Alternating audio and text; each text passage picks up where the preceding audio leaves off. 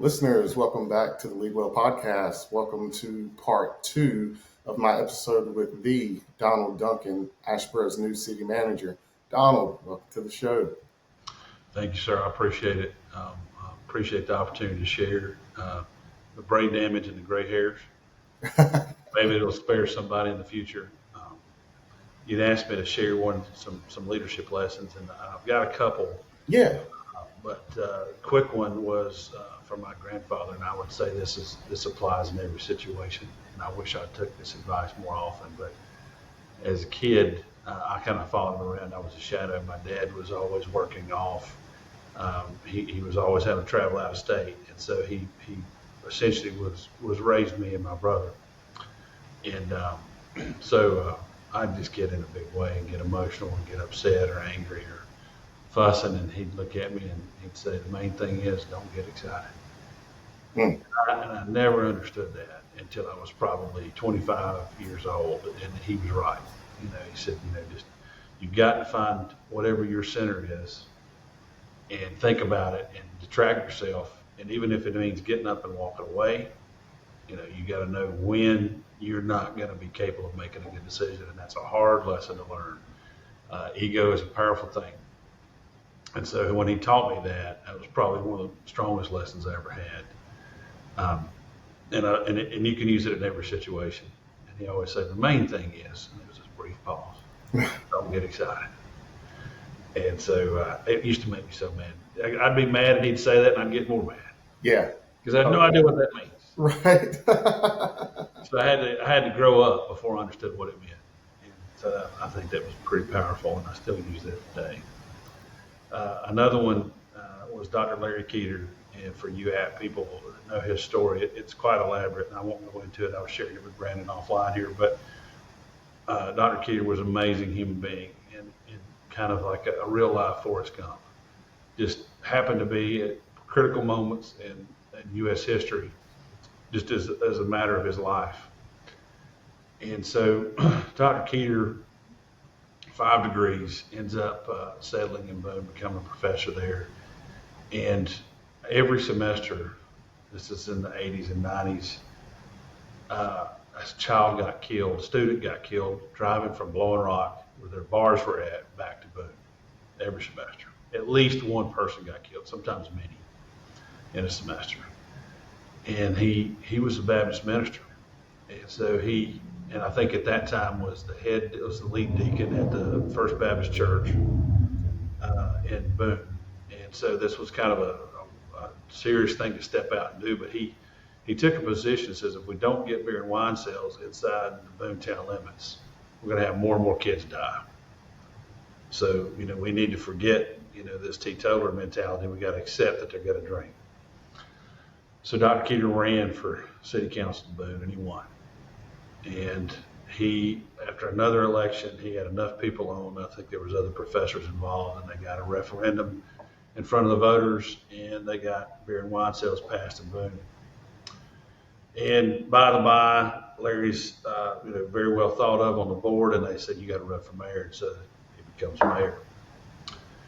And there was a lot of opposition. He was the progressive, right? Even though he's a conservative Baptist minister with a divinity degree, Mm-hmm. he's labeled as the progressive outsider.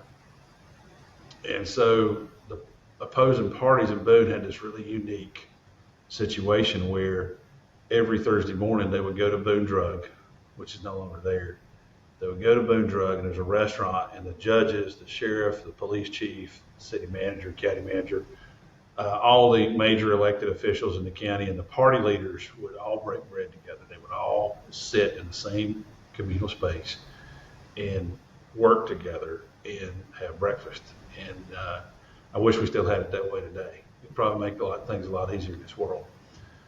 And so the opposition party chair kept running somebody against Larry every semester or every election. And sometimes they'd win, and Larry'd convert her. And it would just infuriate them. Just couldn't stand it. And so one time, or they would lose, and they would lose big. And so one time, local guy, grew up there in town, family had a farm out in Watauga County, had a small shop there in downtown. They ran this guy, and he was not the brightest person in the world. He didn't have advanced degrees.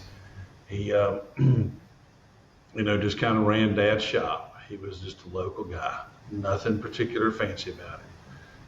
Wasn't brilliant. We might say never had an original thought. And so it comes one Thursday morning right before the election, and Dr. Keeter goes and sits down with the head of the opposition party, and he says, "Why are you running this guy against me?" He said, "All the ones you ran against me are these brilliant captains of industry or other professors or people that are just got lots of mass behind them and lots of brain power and experience." And the guy looked up at him and he said, "You're right. You can't outsmart a man that doesn't think." It's the most powerful political lesson I'd ever heard. Wow. And I sat there thinking, he's exactly right. If you've got somebody that will do blindly what you tell him to do, or she, then you can't overcome that. You can't counter that. And I never had to use that in my career, other than I would share that unique story about Dr. Keeter and what happened many, many times. But that's the truth. Someone who doesn't truly think and who doesn't understand they don't know everything, who really is introspective, then you can work with that person. You can work on logic, and they may not agree with you, but they at least understand your position. But if you don't think, you don't have really an open mind, they'll do whatever you tell them to do. And that's unfortunately what we have in some of our politicians today, is people who don't think. And so trying to educate them or explain to them how the world really works, they don't care. We hear them as single issue candidates. We hear them as people with an agenda, right? And they're coming in there, we're going to clean house, we're going to do this, we're going to take this out. That's because they don't have an open mind enough to sit down and actually learn that there's a reason the system is the way it is, and it's to solve these incredibly complicated problems. And they oversimplify problems and they don't think. And I always thought that was a very powerful leadership lesson. And if you run into that, here's the main thing: walk away, get away. You can't defeat someone who's mindless. Don't even try. Just leave. Or just disregard them and keep doing what you're doing as best you can, because they're bound and determined to do anything that they don't have to put the effort for. And so it goes back to what I opened up with, is that the kindest people are the smartest people, and typically people who don't think are not very kind at all. They can be incredibly cruel and selfish. That's so true, man. That's so true. What's an experience that you've had that our listeners might need to know about that's helped you grow in your leadership? Probably. I'll talk about a recent one, because you've heard the podcast I did about Hurricane Helene. Mm-hmm. What all went on there. I think prior to that is what I found is that you have to find leadership in everything. And everyone has the potential. And depending on the moment and what's happening, and it's amazing the people that you may have dismissed, or people that you thought, well, they're not an outgoing or aggressive personality, so they're not going to be a leader when the time comes. That's what it proved to me, is that you can find leadership everywhere.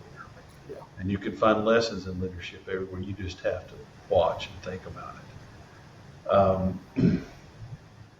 One of the most interesting things was when I went to Senior Executive Institute this past summer. I went with Chase Weinbarger and Todd Herms, and we had a great time, and we got exposed to a lot. I highly recommend anybody in local government to take that course. It's like Pella, but on steroids, and you'll never take it again.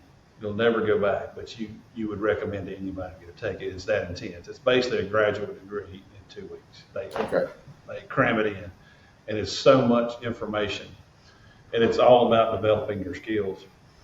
And while we were there, they introduced us to a couple of leadership things, and they're always giving you tips and tricks, and take just copious notes, of course.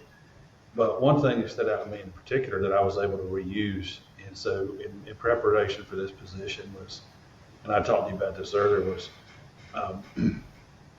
Asheboro has been very well ran, both from the elected positions as well as the appointed positions. Got great department heads, had a great manager for 2 generations now, and a wonderful mayor and council.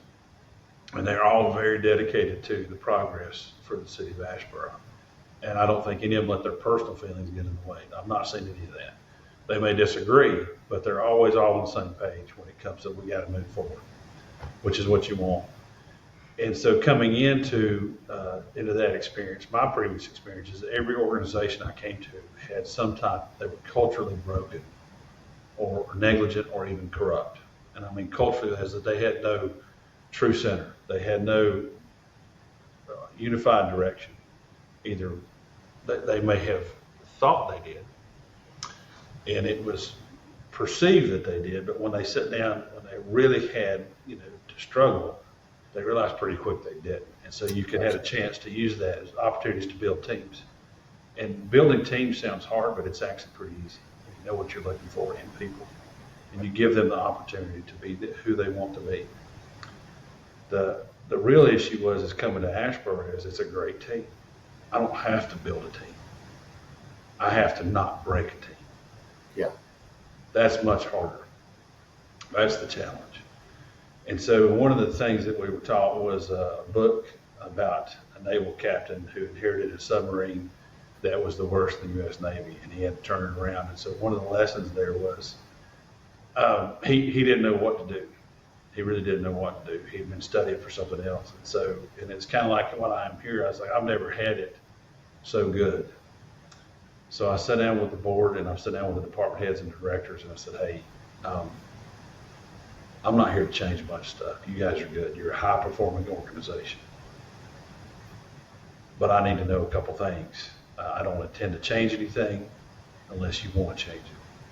So here's what needs to happen. I need to know if there must be one thing that has to change. What is it? Don't answer right now. Think about it. Come and see me in a week or so and tell me what it is, the one thing that must change. And because we're such a good organization already, tell me on the opposite side of the ledger, what is the one thing that cannot change, that we must always continue to do? And so they're all like, and I've had some really interesting conversations. And believe it or not, the most common thing is do not change the fact that we're an employee-centric organization, and the fact that we have all of these people with 30 plus years of service, and we've got less than 1% vacancy rate at any given time. Sometimes it's less than that. That speaks to itself. The next thing is to change is better communication. I'm like, well, how does a high-performing organization have communication, lacks or they feel like they're not communicating with? And I think it's because they've been together for so long. They just kind of already know what to do. And so now we really need to communicate better so we know what we should be doing. Yeah. And so that's a very interesting thing. So I think if you take those 3 opportunities where you sit down and ask the right questions, don't get excited, and don't try to outsmart someone who doesn't think, you probably ain't gonna make too many mistakes. Yeah. I think you're right. I'm excited to see you in this position, to see you in this community. And one of the things that I'm also excited about is having you here on the show.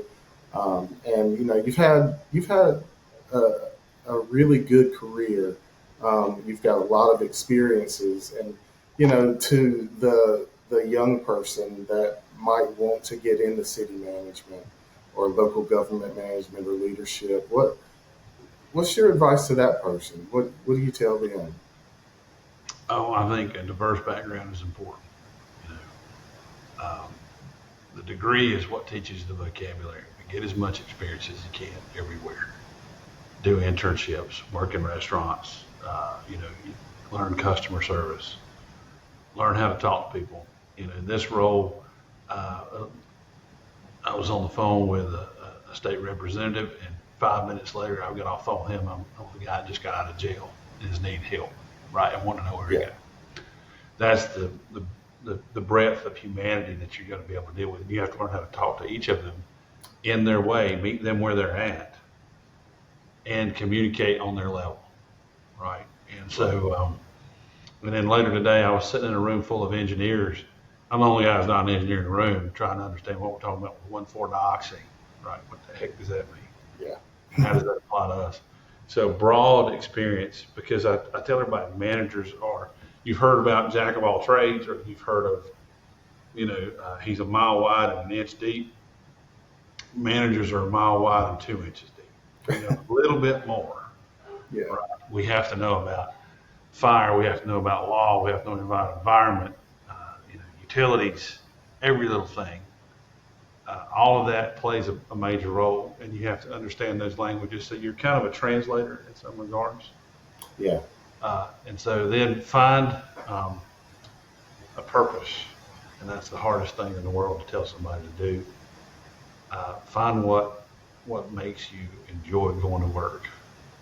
And mine was, I spent some time in a hosiery mill, and every day these women were folding pantyhose, and I was folding boxes to put women's hosiery in.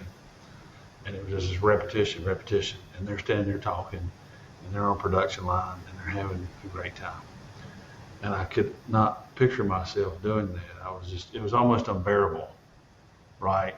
Yeah. And so I found a job that I get to do something different every day, all day. Now the problem is that you're the manager 365 days a year, 24 hours a day. You're on call all the time. Yeah. And so I think that's something that everybody needs to, imagine there. And I don't mean this in a bad way, but there is no such thing as work-life balance. Right. That is not true. There is your ability to manage your own personal life and your work life and your family and get the most out of every minute. And how do you do that? How do you program that? How do you make that happen? Yeah.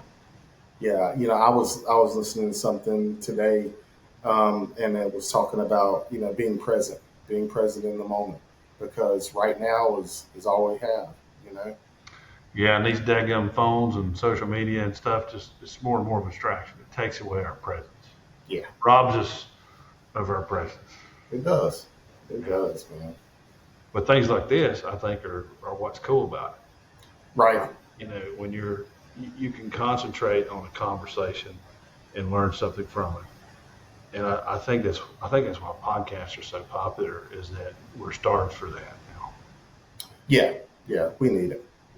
We definitely need it. Well, look, dude, thanks for being on the show. Thanks for all the advice and for the input for our young leaders. Is there anything else that you wanted to share before we go? I want to say I appreciate it, and I was just listening to Dr. David Williams. I got to get used to saying that. Yeah. Such a great guy, and the chiefs there from Gaston, and wonderful podcast, and listening to two kind of people that I both admired and had great conversations with, and sat down and had a just deep understanding of, and to sit there and listen to them. I've never seen them in the room together, so letting them have a conversation with you was great, and I just appreciate it. And then having people like this, it's interesting. I know Marv from 25 years now, and to listen to him talk about his experience with Wendell, and it's like, I've had conversations with him, but then I get to hear kind of his deep perspective, and I get to focus on it. I just appreciate what you're doing. Thank you for doing it. Absolutely, man. Absolutely. I'm happy to do it, and happy to be a place where people can share their story. That's right. Yes, sir. Thank you, Brandon. Thank you, Donald. Thanks for being on the show. And hey, to the listeners, if you need podcast equipment, there again, go to hyperx.com and use the discount code LEADWELL. It's in the show notes. And with further instructions there for all your podcast equipment needs. And thank them for sponsoring this show. Donald, thank you and the City of Asheboro for being our special guest. And listeners, we will see you again in 2 weeks.